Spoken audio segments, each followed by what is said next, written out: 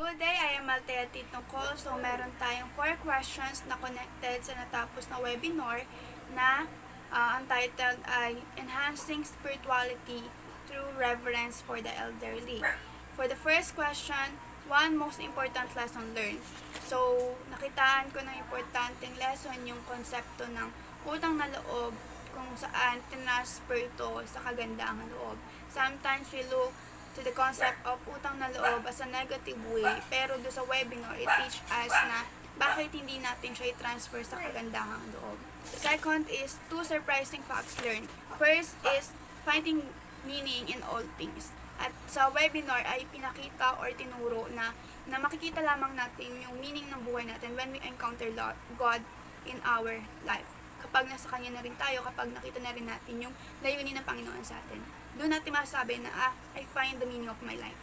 And second is 4 pillars of meaning that connected dun sa first na sinabi kong finding meaning in all things. So, sa 4 pillars of meaning dito ay pinakita na dapat tayo ay belong sa iba at dapat iparanas din natin na belong sa atin.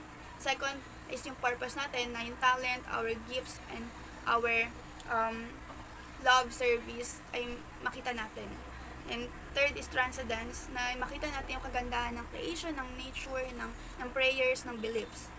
Fourth is storytelling, kung saan, despite of our limitation, our failure, we still feel gratitude for our lives.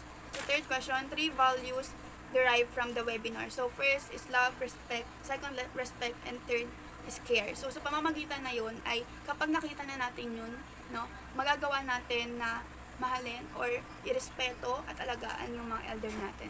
Pero magagawa natin yan kapag nasa Diyos na rin yung buhay natin. Because God will teach us the love, respect, and care na gagawin din natin na ma-share natin sa ating elder. Or personal commitment. So first is find meaning. Kasi mahalaga na mahanap mo muna yung meaning, which is the Lord. At kapag nahanap na natin yun, doon natin masabi or magagawa yung gusto niya sa atin. Second is love the elder.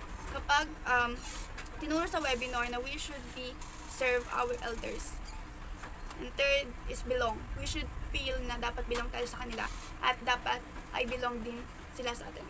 So, for the fourth, serve the elder. Kailangan ay hindi lang umiikot sa ating job or ating dream yung pagsiservice natin, no? Kasi at the end of the time, uwi tayo sa bahay natin na may naghihintay sa atin na isang taong minahal tayo ng buong buo, inalagaan tayo. At ito naman yung time na tayo naman yung magpaparamdam ng love, ng care sa kanilang mga